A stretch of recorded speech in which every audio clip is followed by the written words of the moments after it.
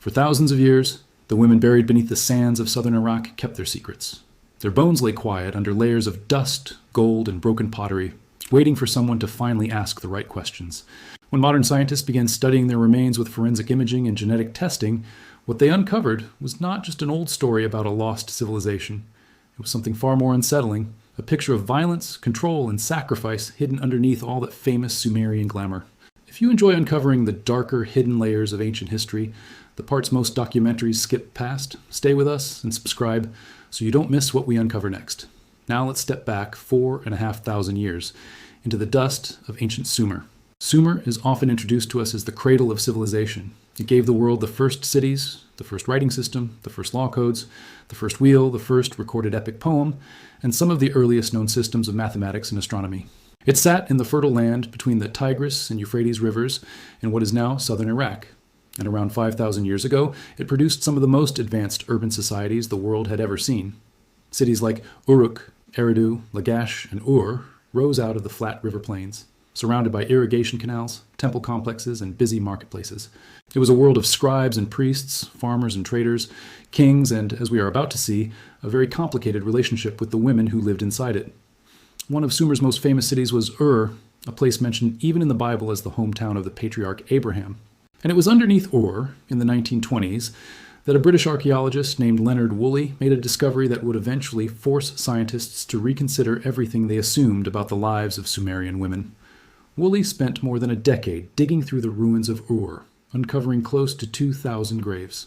Most of these were ordinary burials, simple and modest, the kind of resting places you would expect for farmers, laborers, and craftspeople. But a small handful of them were something else entirely. Woolley called them the royal tombs, and what he found inside them stunned the archaeological world. Chambers filled with gold headdresses, lapis lazuli jewelry, silver cups, ornate weapons, gaming boards, and elaborate musical instruments, including lyres decorated with the golden heads of bulls. It was one of the richest archaeological discoveries anywhere in the ancient Near East, rivaling even the excitement around the tomb of Tutankhamun, which had been found just a few years earlier in Egypt. Newspapers around the world ran headlines about the treasures of Ur, and Woolley himself became something of a celebrity, eventually knighted for his work. But the treasure was not the most disturbing part of what Woolley found. In several of these tombs, surrounding the main burial, were the remains of dozens of other people, neatly arranged in rows, dressed in fine clothing and jewelry, as if attending some kind of ceremony that never ended.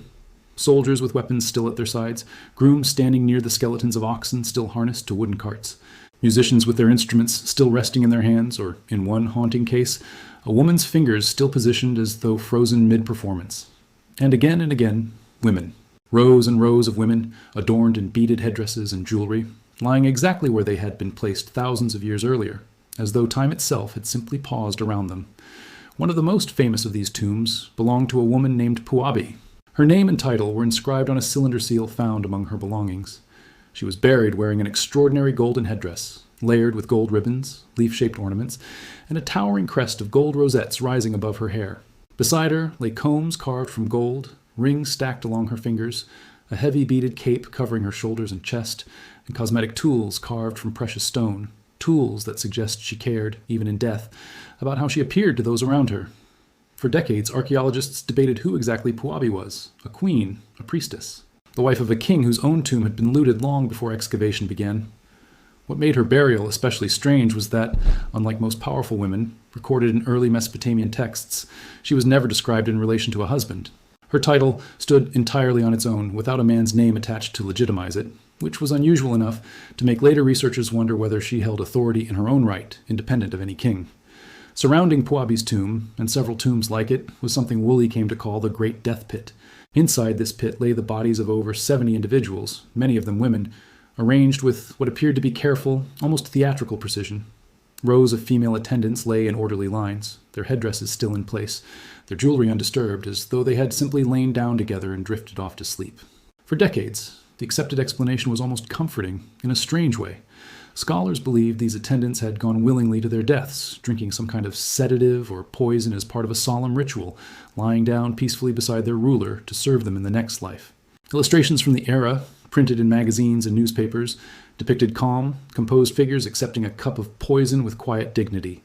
It was a grim story, but at least it suggested a kind of consent, a devotion freely given rather than a death forced upon them. Modern forensic science tells a very different story. Decades later, researchers at the University of Pennsylvania Museum, where many of the skulls from Ur had been kept in storage since Woolley's excavation, decided to take a second look using tools Woolley never had access to. Using CT scanning technology, similar to what hospitals use to look inside a living human skull, scientists examined the skulls of 2 of the sacrificial victims from the Great Death Pit and the King's Grave nearby. One skull belonged to a young soldier who had been found near the entrance of a smaller death pit, still wearing the remains of a copper helmet. The other belonged to a young woman recovered from within the Great Death Pit itself. What the scans revealed overturned the peaceful poison theory almost entirely. The scans showed clear signs of blunt force trauma, depressed fractures in the skull, consistent with a forceful, deliberate blow, not the gentle collapse of someone drifting off from a sedative. These people had not quietly closed their eyes and slipped away into death. They had been struck, likely with a sharp or heavy instrument aimed directly at the head, in a swift and violent act carried out by someone standing over them. And the story didn't end there.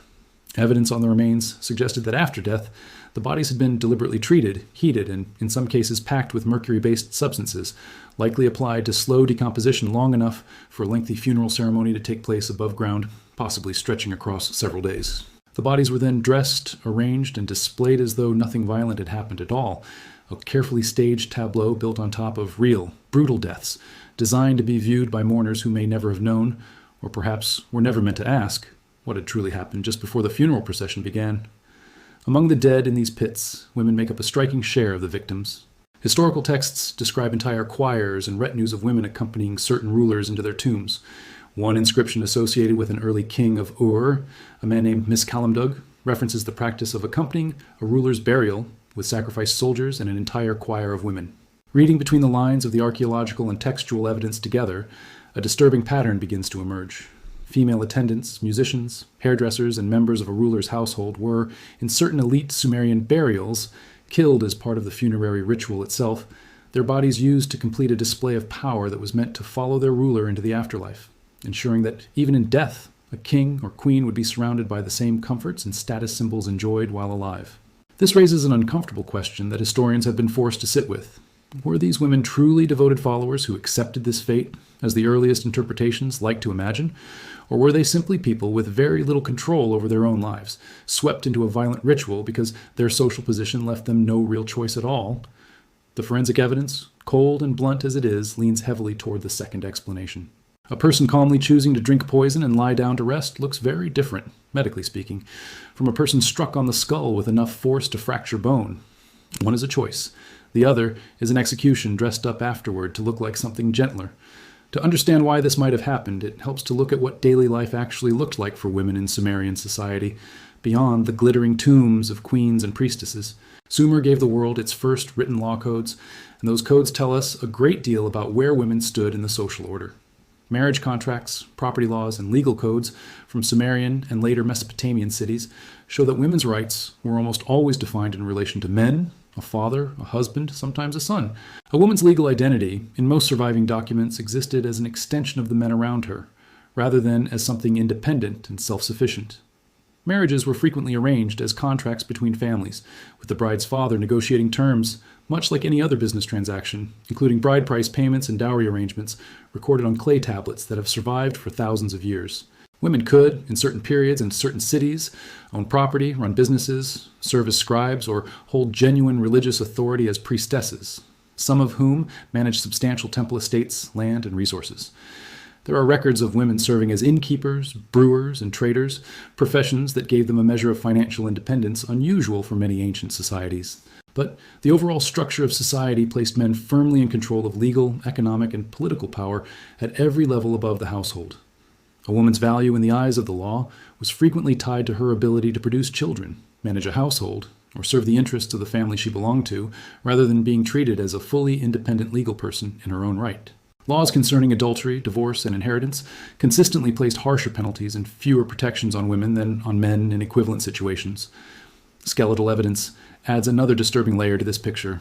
Studies of ordinary burials from Sumerian cities, not just the elite royal tombs, show signs of hard physical labor, repetitive strain injuries, and, in some cases, malnutrition among women, patterns consistent with lives spent grinding grain, weaving textiles, hauling water, and performing other essential but exhausting daily tasks. Grinding grain by hand, in particular, leaves a very specific signature on the human skeleton. Changes to the knees, spine, and wrists caused by hours spent kneeling over stone grinding tools each and every day, repeating the same motion again and again to produce enough flour to feed a household. Archaeologists studying these bones have found this pattern overwhelmingly in female skeletons, suggesting that this backbreaking, repetitive labor fell disproportionately on women across Sumerian society, in wealthy households and poor ones alike. Textile production tells a similar story. Spinning thread and weaving cloth were considered core female responsibilities, and the physical wear patterns on many female skeletons, along with the enormous quantities of spindle whorls and loom weights found in Sumerian households, suggest that women spent enormous portions of their lives producing the fabric that clothed their families and, in many cases, formed an important part of a city's trade economy. Then, there is the question of identity itself, which modern genetic and forensic science has only recently begun to unravel. For nearly a century, archaeologists made assumptions about the sex and status of skeletons based largely on the objects buried alongside them. Weapons meant a warrior, and warriors were assumed to be men. Jewelry, cosmetics, and domestic tools meant a woman, and women were assumed to hold lower status than richly armed men. But as biological sex determination through skeletal analysis and ancient DNA testing has become more precise, many of these old assumptions have started to fall apart across the field of archaeology as a whole. Across multiple ancient cultures, researchers have identified skeletons long assumed to be powerful male rulers or warriors that were, once properly tested, revealed to be biologically female. One striking example outside Mesopotamia involves a high-status Copper Age burial in Iberia, long known as Ivory Man, because of the ivory objects buried alongside the remains, which advanced testing eventually revealed to actually be the remains of a woman, quietly renamed Ivory Woman, once the science caught up with the assumptions made by earlier generations of archaeologists. The same reconsideration has reached the royal tombs of Ur. Some researchers now argue that certain burials long assumed to belong to kings may actually have belonged to powerful women whose authority was later minimized, misread, or simply erased by the biases of the archaeologists who first uncovered them a century ago, working within a cultural framework that struggled to imagine women holding independent political power. Independent scholars, specializing in gender and religion in the ancient Near East, have gone back through Woolley's original notes and the surviving artifacts, asking whether some of the wealthiest tombs at Ur, tombs that included symbols of authority typically associated with kingship, might actually have belonged to queens who ruled in their own right, rather than simply as the wives of powerful men. If that argument holds up under continued research, it means the true scale of female power in early Sumerian society may have been significantly greater than the traditional history books ever gave it credit for, even while, elsewhere in that same society, ordinary women and household attendants were being subjected to brutal, controlled deaths as part of elite funerary rituals. It is a strange and uncomfortable contradiction sitting right at the heart of this civilization. On one hand, individual women like Puabi could apparently rise to extraordinary positions of wealth, status, and possibly outright political power, commanding enough respect to be buried with treasures that have stunned museum visitors for a century and inspired academic debate that continues to this day. On the other hand, dozens of other women, quite possibly including servants, musicians, and attendants from that very same royal household, were killed and arranged like furniture around these tombs, their individual identities almost completely erased by history, known to us now only as numbered bodies in an excavation report, cataloged alongside pottery fragments and beads, rather than remembered as individuals with names, families, and their own histories. Genetic testing on remains from ancient Mesopotamian cemeteries, though still a developing and difficult field given the region's hot climate and the poor preservation of DNA in such conditions, has slowly begun to add more detail to this picture. Where researchers have successfully extracted usable genetic material from Mesopotamian burials, kinship analysis has occasionally revealed family relationships between individuals buried near one another, suggesting that some of these death pits may have included close relatives of the ruling family among the sacrificed attendants, not just hired staff or unrelated servants. In other words, some of the women who died in these rituals may not have been strangers pressed into service from outside the household. They may have been sisters, daughters, cousins, or other close relatives of the very rulers they were buried alongside, women whose deaths served the political theater of the funeral, while also quite literally running in the family bloodline of the person being honored. Taken together, all of this evidence, the forensic trauma on the skulls, the legal codes defining women through their male relatives, the skeletal signs of grinding physical labor, and the genetic hints of family ties woven directly into these sacrificial burials, builds a picture that is far more complicated and far more disturbing than the romantic image of ancient Sumer that most people carry in their heads. This was a civilization capable of extraordinary achievement: the invention of writing, Complex law, monumental architecture, sophisticated trade networks stretching across the ancient world, and religious and literary traditions that would influence the cultures that followed for thousands of years. And at the very same time, it was a civilization willing to end the lives of its own women in violent, ritualized displays of power whenever it served the interests of those at the very top of the social order. There is something particularly haunting about the image forensic scientists have pieced together from those two examined skulls. A woman, dressed carefully in her finest jewelry, her hair arranged, her body adorned with beads and gold, is struck down suddenly, then arranged as though she is simply resting, part of an elaborate performance meant to convince observers, both at the time and for thousands of years afterward, that this was a peaceful, willing act of devotion. It very likely was not. It was violence, deliberately hidden beneath gold and lapis lazuli, hidden well enough that it took modern medical imaging technology, developed initially to save living patients, to finally reveal what had really happened to the dead nearly 46 centuries later. Historians studying Sumer today are left balancing two versions of the same civilization that don't sit comfortably together. There's the Sumer of remarkable firsts, the world's earliest cities, earliest writing, earliest codified laws, a civilization whose innovations quietly shaped the world we still live in today, from the concept of the written contract to the 60-base number system we still use to measure time in hours, minutes, and seconds. And there's the Sumer, revealed through forensic study and skeletal analysis, a society where women's bodies could be turned into tools of political theater, their individual lives and choices subordinated entirely to the ambitions and image of powerful rulers who wanted their status to follow them into whatever came after death. The story of Sumerian women, then, is not one single simple story. It is the story of Puabi, whose golden headdress still draws visitors to museum halls 100 years after her tomb was opened, a woman whose authority appears to have rivaled that of any king from her era. It is the story of priestesses who managed vast temple estates, of scribes who recorded contracts and hymns, of brewers and innkeepers who ran their own small businesses in the crowded streets of Ur and Uruk. And it is, just as much, the story of the dozens of nameless women found lying beside Puabi and in similar tombs across the site. Women whose only historical record is a body number assigned by a 20th century archaeologist, women whose final moments, as revealed by a CT scanner nearly a century later, were far more violent than anyone once assumed. What ancient DNA and modern forensic science have really revealed about Sumerian women is not a single shocking secret, but a far more layered and uncomfortable truth. It shows us a civilization willing to grant genuine power and status to certain women, while simultaneously treating others as expendable pieces in an elaborate performance of royal authority. It shows us bodies bearing the physical evidence of both privilege and brutal violence, sometimes within the very same burial chamber, separated only by a few feet of packed earth and a difference in social rank that meant everything. And it reminds us that history, especially history reconstructed from bones and broken pottery, rarely offers the simple, comforting narrative that early excavators, working with the tools and assumptions of their own era, were often eager to believe. The next time you see a photograph of Queen Puabi's golden headdress in a museum display case, it's worth remembering the fuller picture surrounding it.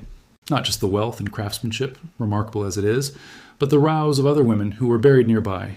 Women whose skulls, when finally examined with modern technology, turned out to carry the marks of a much darker ending than the peaceful story that survived for nearly a century. Ancient Sumer gave the world extraordinary gifts: written language, early law, complex cities, poetry, mathematics, and astronomy. But underneath the gold, the science now suggests there was also violence, hierarchy, and a treatment of women that ranged from genuine reverence to outright disposability, sometimes within the walls of the very same tomb, separated only by a matter of social standing and the will of whoever held power. If this kind of hidden, uncomfortable history interests you, let us know in the comments what part of this story surprised you the most.